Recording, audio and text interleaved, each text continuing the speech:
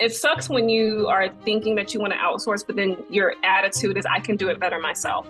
And I feel like I started off in a bad way, and I just didn't have a really good impression of the experience. I don't think I was ready for hiring a team, expanding a team so quickly. I needed leadership development and help to really fully understand hiring practices, like thinking through how you want to prioritize who you hire and when, what their purpose is going to be, and how you're going to help them to be successful in that role. And I think I did not have a good grasp on that when I did the first round of hiring. I was just, at that time, how 2020 was. They were like, you shouldn't be doing anything yourself. If you have the money, outsource it. Do not be the employee of your business, right? Don't be the employee of your business. You shouldn't be spending all your time doing admin stuff. Hire someone. So I'm like, yeah. Hey there, and welcome to another episode of Master Delegator podcast. Today, we're chatting with the incredible Latesha Lynch. She is a marketing expert who decided to take her business to the next level in 2020 by adding coaching and group programs. But it wasn't all smooth sailing. She learned a ton about the ups and downs of delegating tasks, from hiring and firing an operations and marketing manager to training her own mom for the role. Join us as Latesha spills the tea on her journey towards becoming a better leader, including a game-changing leadership retreat that helped her see things in a whole new light. We'll also dive into the nitty-gritty of business expenses, the ongoing struggle to stop overworking, and why it's super important to add some self-care and fun into the mix. Latesha gets real about her pricing struggles as well, sharing her story of how she shifted her business image from being just affordable to being recognized for her top-notch skills. Plus, she dishes out some awesome tips for managing your business, staying profitable, and building a solid team. On the personal side, we get to know more about her love for travel, her long-standing career in marketing, and how she juggles being a mom and wife with running a successful business. So whether you're hustling to get your business off the ground or already up and running, this episode is packed with wisdom and insight you don't want to miss. So sit back, relax, and get ready for some great stories and advice from Latesha Lynch. Let's dive in.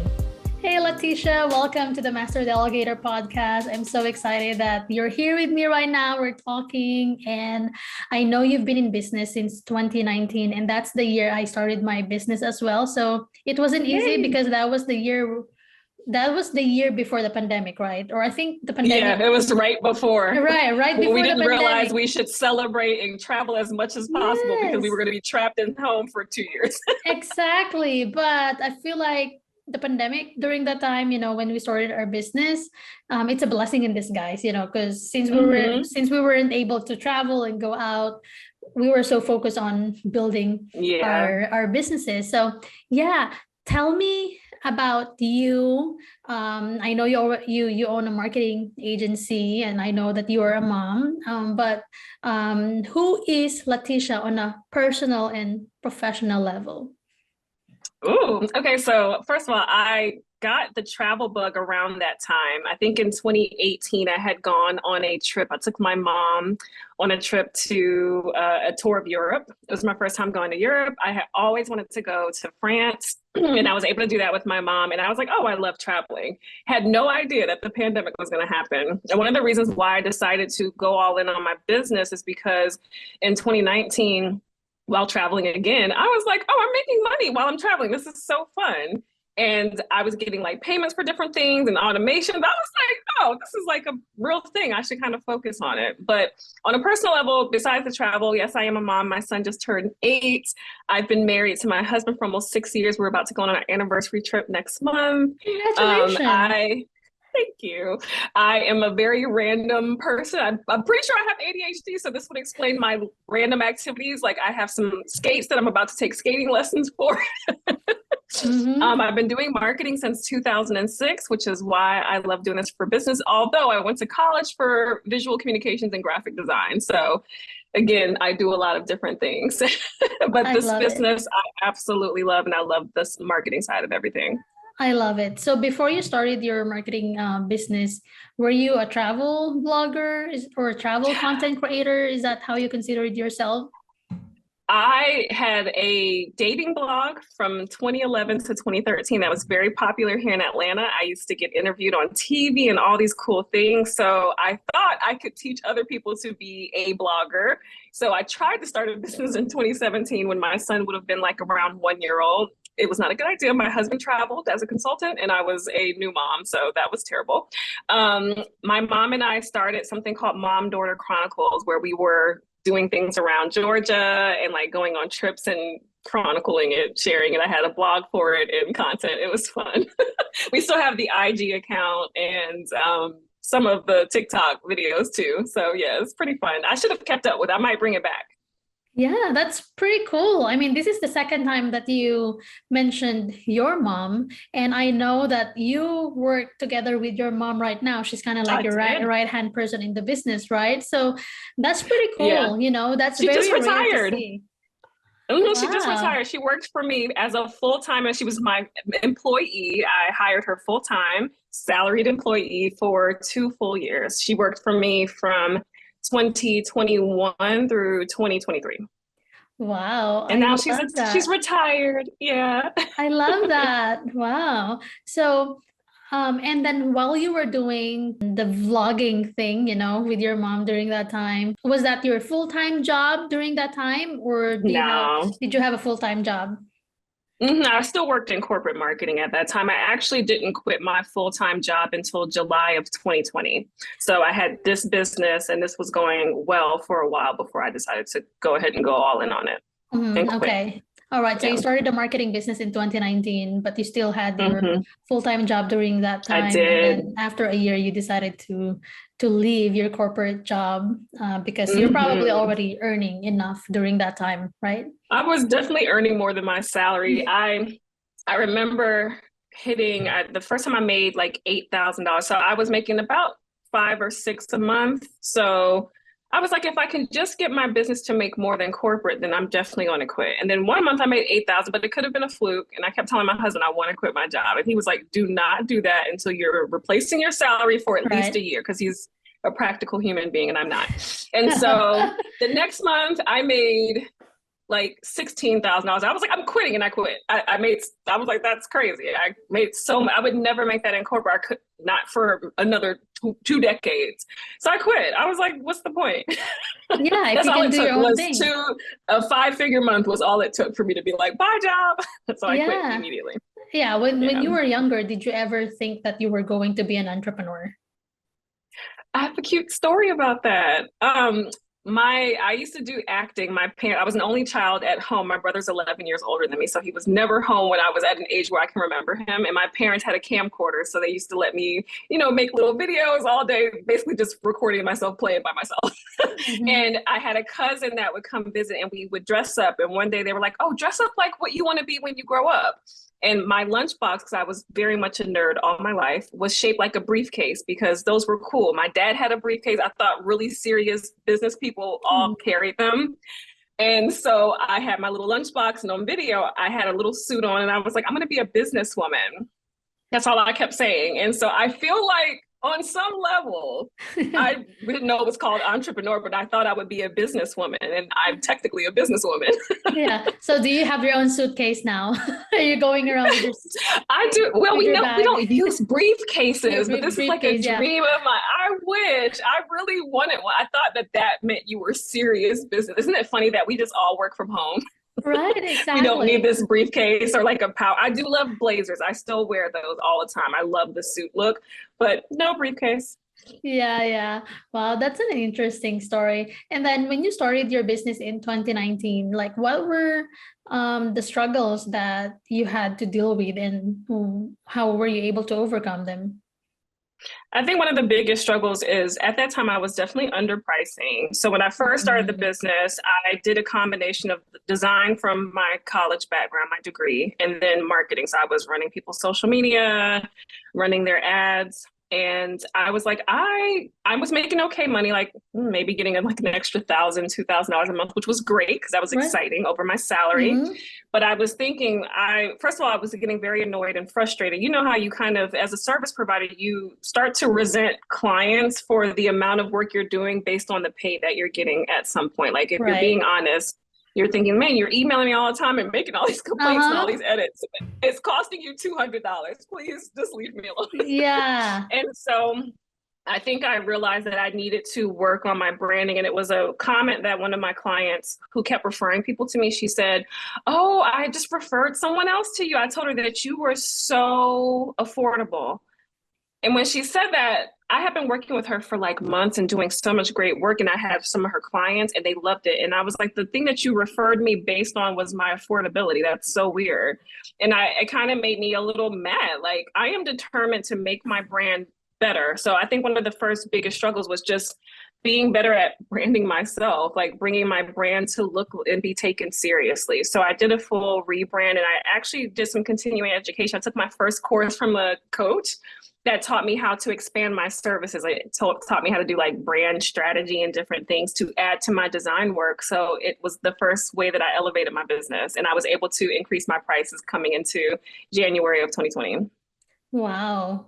I mean, it can be, for the lack of better term, offensive when somebody says to you, I referred you to somebody because you're affordable, not because, I Mm-hmm. mean, I'm sure you're great, but it kind of It like was when somebody, very offensive. kind of like when somebody tells you, oh, you look good today. And you're like, Like for the just first today? time, or when someone's like, "Oh, I have someone you should meet," they're just, and you're like, "What do they look like?" They're nice. What do you mean? That's all you can say about them is they're nice. Yeah, exactly. Yeah. And then when somebody says, because you're affordable, I referred you. So that's just what you So there's wanted from nothing me. else. Yeah, Nothing else. exactly. How about my personality, me as a Or person, the quality of my Yeah, the work, or quality of how your much work. my customer service was like top tier too. She would be able to call me and text me all night, and I was doing iterate. And then she called me like just affordable, like that. Thanks for being affordable. Let me give you 18 more clients to also overwork you. That is so funny. And this is funny, but a sad reality for most entrepreneurs who are just starting out, right? Because I mean, I also started that way, my pricing when back in 2019, 2020, it was 50% cheaper than what I am charging now. So what would you tell those people who are listening right now on this episode, to this episode, what would you advise them to do if they are still not increasing their pricing or they don't know what to do? I think some of the things that I wish I had prioritized when thinking about my pricing is my lifestyle. Like the business was never a side hustle to me when I think about my intentions behind it. Like I always thought it could be something. Even in 2019, it wasn't my full-time thing. I was still using like Upwork, Fiverr, but I also was like, I think this can be something bigger. I should really go all in. I got the LLC, all those things. And so I would say if you know that the goal is for this to be your full-time job, this to replace a corporate job or whatever you're doing, to treat it like that. And Mhm. business owners think about profitability and what they need to operate, right? And part of the operations is us as the service provider. We Right. are operations. So if we are not able to afford things, but we're working all the time, that creates resistance, that creates stress, that creates depression, that creates frustration. And it also creates that resentment toward clients who don't deserve it Exactly. because they're paying what you ask, right? And so my advice would be that if you plan to take it seriously, then you need to seriously think through your pricing strategy. It's one of the first things that I used to share when I started coaching. I had a pricing calculator that helped service providers to think through your personal income needs and your business income needs and to base your pricing off of a combination of that and profitability. And they Mhm. use that calculator for years and it helps so many people be like, I am seriously underpricing my things and I'm not going to have money. You need something to show that to you.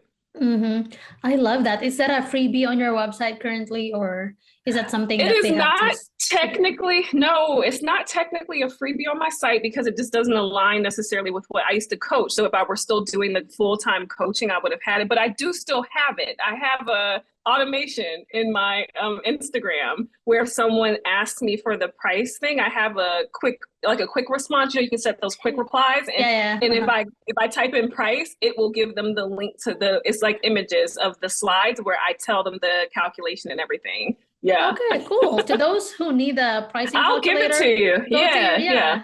or they can go to your Yeah. Instagram account and They can comment, go to my price. Instagram and just ask for it. Yeah. And I'll send it. I love that. Yeah, there's actually somebody I know.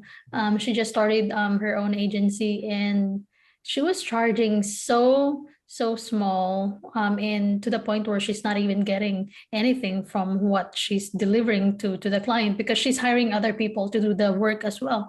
I was like, you cannot start your business without even thinking about profit, because I know sometimes, we say that I want to start a business because I want to help other people. Yes, that's a good motivation, but you have to take care of yourself as well. You cannot just help and help if you are not helping Can't help yourself. Yeah. So I told this person, you have to profit. You have to profit first. I don't know if you've read the book Profit First, but I started it. Yeah. Yeah, I love that book, and because I told her, if you start your business and you let it go on like that, you will never ever profit, or you will, but it will be harder for you, because if your foundation is not it's not solid, it's gonna be harder eventually. So absolutely. Yeah. And then I know that you've hired so many teams, contractors to help you with marketing, with sales and all that kind of stuff. When did you decide to hire somebody or a team to help you out in the business? At what point in the business?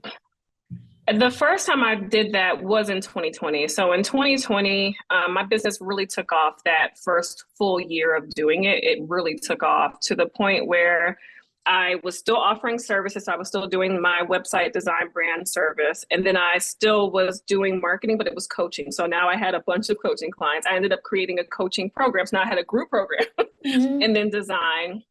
And although I'm great at marketing, I was like, I don't have the time, but I thought it would be easy for me to delegate it. So that was the first thing that I wanted to do, was just hire someone. And then I hired an OBM. So operations and marketing were the two things that I wanted to hire out for. And it did not go well. I definitely got fired by my OBM, and then I had to let go of my social media manager. Tell me about it. Yeah, the OBM. So, I think in my mind, I think coming from corporate gives you a partial view of what management is. And your view of management is your department management, which is I was a marketing manager, then there was a marketing director and a VP of marketing. Everything was just about marketing.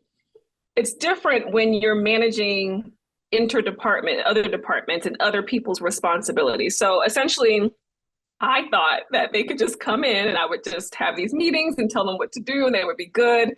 Well, the OBM, I think when you're hiring, something that I learned before I hired the second time was you need to be very clear about why you're hiring these people and to give them the proper preparation to support you the way you need to be supported.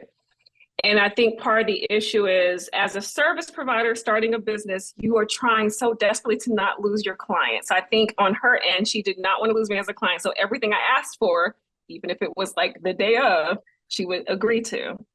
And from my perspective, when she didn't get it done in time, I would be like, you told me you could do it. I could have just done it myself. So I think at some point it built this relationship where she probably felt bad about herself. Like, this lady's never happy. She's always giving me stuff last minute. I would have a new idea for a launch the next morning. I'm like, okay, can we do a web page? And I wrote 18 emails last night and I just need you to upload it into, Klaviyo, Flowdesk, whatever. And she would be like, sure can. And then she would struggle with the web page because she thought she could do it, but she couldn't. It was just like, it was terrible because I just didn't really think it through. The social media manager, I felt like if when you're hiring a contractor who specializes in something, you're thinking that's what you specialize in. I shouldn't have to give you a lot of help because that's your thing. The more I had to help and see errors, I'm like, you're representing me. So if you have spelling errors in all of my content that I'm catching, I would just get so frustrated. I was like, yeah, it sucks when you are thinking that you want to outsource, but then your attitude is I can do it better myself. And I feel like I started off in a bad way and I just didn't have a really good impression of the experience. I don't think I was ready for hiring a team, expanding a team so quickly. So, so in terms of leadership and management, is that what you're talking about? So yeah, I needed leadership development and help to really fully understand hiring practices, like thinking through how you want to prioritize who you hire and when, what their purpose is going to be, and how you're going to help them to be successful in that role. And I think I did not have a good grasp on that when I did the first round of hiring. I was just, at that time, how 2020 was. They were like, you shouldn't be doing anything yourself. If you have the money, outsource it. Do not be the employee of your business, right? Don't be the employee of your business. You shouldn't be spending all your time doing admin stuff. Hire someone. So I'm like, yeah. And it's giving us an idea that, if once you delegate something, it should be perfect. You're done. The result should be perfect. Yeah. And you never have to touch it again. Yeah, exactly. Which is a scam, because such a scam. Delegation is all about building a relationship to your team member to make sure that you are communicating your vision and you're helping that person grow as well. Are you sick and tired of being overwhelmed and afraid you'll never scale your business? Meet Smart VAs. Unlike many virtual assistant agencies that only assign one dedicated virtual assistant, we provide flexibility for growing businesses by assigning a team of experienced virtual assistants that can do different tasks to support your continuous growth. Visit smartvas.online to book a free discovery call and start growing your business.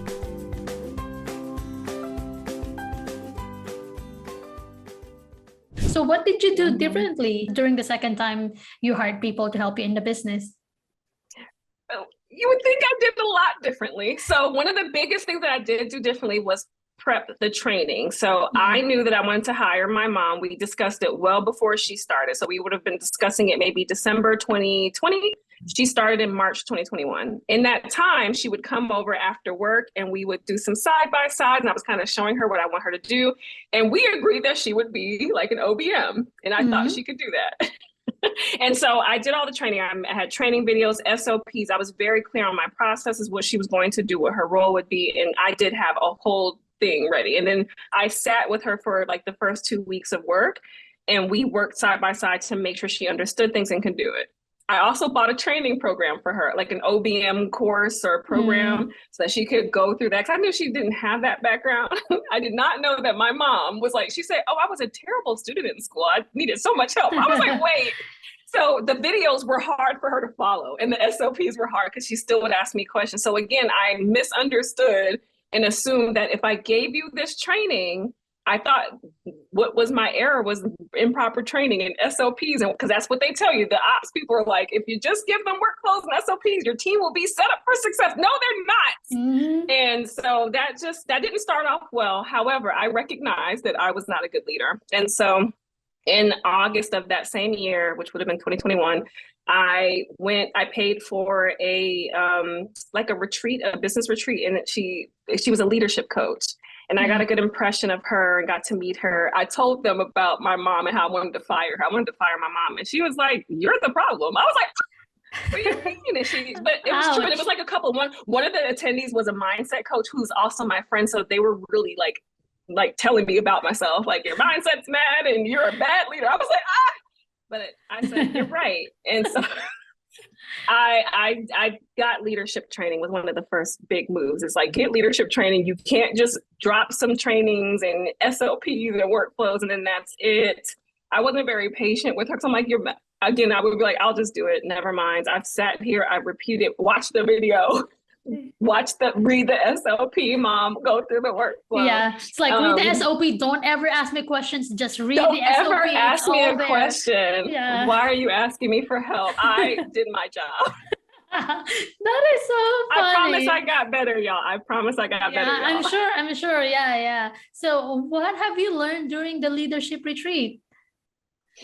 I started with that, and what I think I just learned was my impression of what leadership is and training is from corporate, which again, do you know, y'all, if any of you have listeners have gone and worked in corporate, they would give you a training video sequence and maybe a side-by-side with someone who did a similar or the same job. And then they just was like, okay, now you're getting graded on performance. Yeah. I really 2 weeks training and orientation. Yeah. They give you 1 week training and orientation. Yeah, and then training. And then after 2 weeks, we'll you're evaluate thrown to the wolves. Do your job, and they're evaluating you from day one. And sometimes back in the day, I'm a little bit older, we had like 90 days to perform, or you were get let go in the first 90 days because they wouldn't even give you benefits for the first 90 days because they didn't know if you would stay. Right. So that's again my impression, and it's not the same. So I just think we were not set up to learn we were set up to be employees in corporate. We were not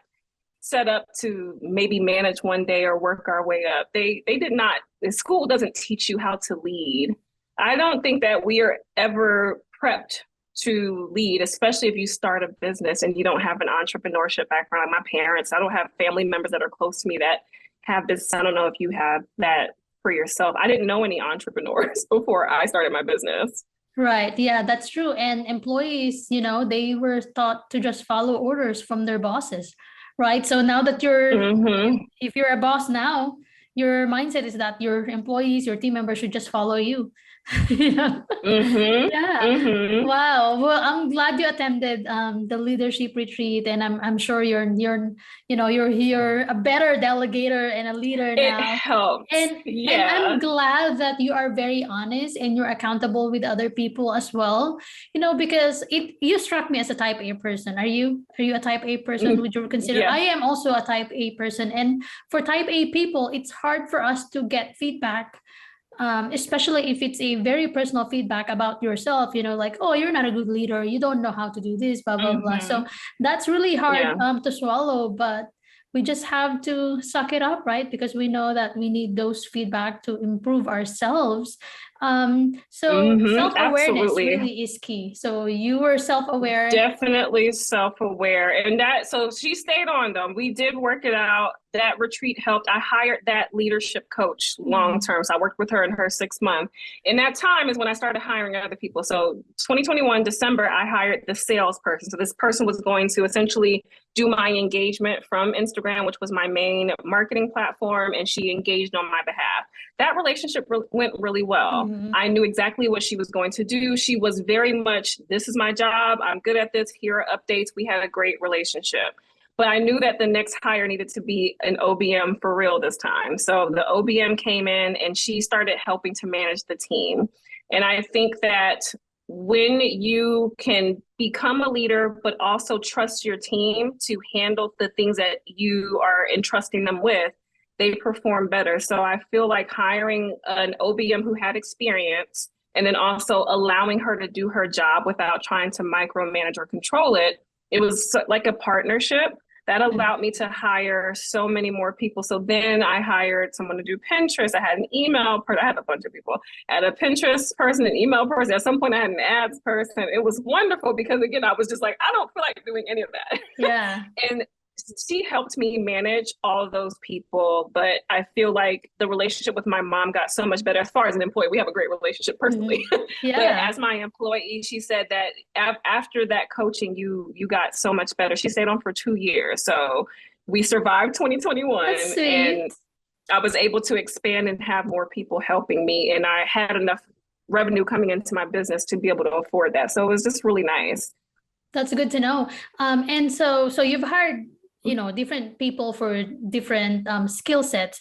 How did you make sure that you're paying them enough where they stay with you, but you're not paying them too much where you're not making profitability in the business? So how did you sort of like put a percentage on, different aspect of your business, like cost of goods sold. If we're talking about profit and loss, right? Okay, I only have 40% for cost of goods sold, and then the rest 60%, 20% for operation, 15% for me, 10% for this, blah blah blah. So did you do that at the beginning, or are you doing it now, or how I'm are you making laughing. sure? I Yeah. did not do any of that. Here was what I did.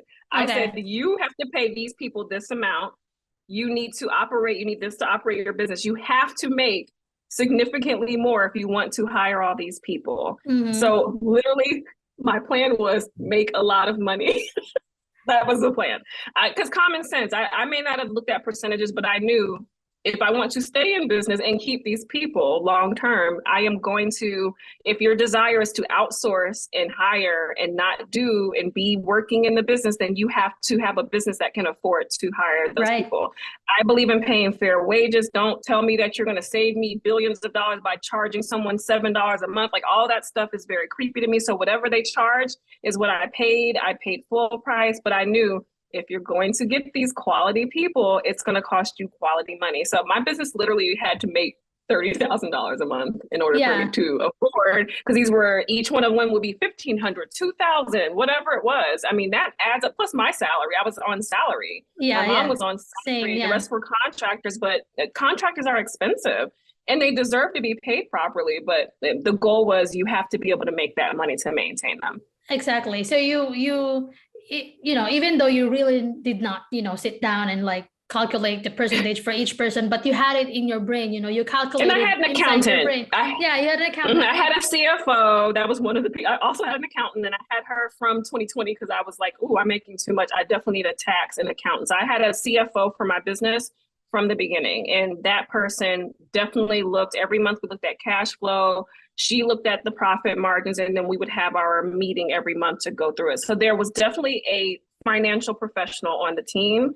Everybody, I believe, should have an accountant or someone taking care of their finances. And so that person was there to make sure that I was within my budget lines. And actually, as an entrepreneur, as a business owner, we don't really need to be knowledgeable in that kind of stuff. If there's a CPA, if there's somebody that's more knowledgeable than you, then hire somebody. But what would you say, just an estimate, like what would you say is like when you hire somebody, when you're outsourcing, what percentage should you invest on that person? Like, for instance, for me, like, let's say there's 100%, right? In the revenue. So to me, I allot at least 40% for hiring out people, because I have virtual assistant agency. My product is people, so my my VAs are my most expensive product. Yeah, if you that look makes at sense. My profit and loss. So we try our best Mine was too. to 40% only, and then we divide 60% to marketing, to recruitment, to my salary, my operations team, and my project leaders, and all that. So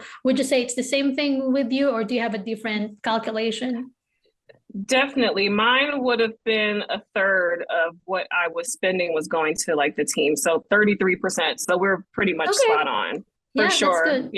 Yeah, that's a good number. Yeah. So we talk about, your highs and lows during the times that you started your business. How about now? Because even though you're on your 5th year in the business, right? Because I'm celebrating 5th year next year, March of 2025. And so even though we had so many struggles at the beginning of the business, and we were able to overcome them, they don't go away. No, they don't. It's like almost every month there are new struggles every month, new things. They don't. I was just like, when do you ever go away? But they don't go away. It's either new struggles, that you have to deal with again, or things that you've never dealt with the first time. Exactly. So in your case, what is that like common challenge that you're like having in the business, and how are you overcoming that? I think one of the most common challenges that I have in business has always been, what do I want the evolution of the business to be based on my life at the time? So when I started the business, my son, who's now 8, was like 3 and 4. He was a little toddler still. he's in school now, and it's just life is different. I feel like in 2020 and 2021, because of the pandemic, we had nothing else to focus on, and we were bored, and we were with our families all day because we were in the house. So I feel like I obsessed over my business and really didn't take care of myself or anything. So I feel like one of the struggles that always comes back is when you get into those modes where momentum is picking up, when you start getting busy, to not fall down the same rabbit hole or path of overworking and forgetting about yourself, which is why Same. it's good to outsource and have a team or have people helping you, have support systems. So yeah, I think that that's just constantly a thing that I'm having to remind myself. Do not overwork. Remember your personal life. Do things that bring you joy. Make sure you're having fun. That's something I have to like tell myself. But in corporate, we were like, when can I take vacation? And I think, I don't know, if I used to hear, if you were doing what you love, you'll never feel like you're working ever again. And I'm like, I'm doing what I love and I am tired. Exactly. Yeah. I feel like we were kind of fake taught to just be overworkers. I feel like we have been taught to overwork. So I am reprogramming myself to just not do that. Yeah, exactly. And I'm pretty sure almost all business owners out there can relate. I can relate, because, even sometimes on weekends, if there's nothing for me to do, like sometimes I just think of maybe I should just work, open my laptop, I do. instead of watching TV shows, so like, and I always just also force myself to not think about work during weekends, because sometimes if we love it, we just automatically do some, do something in our business, right? It becomes our life, where in reality it shouldn't be our life, because we have our family, we have our spouses and kids and all that, so that is a good reminder. So as we wrap up, what would you say to entrepreneurs who are not experiencing freedom and flexibility in their life right now?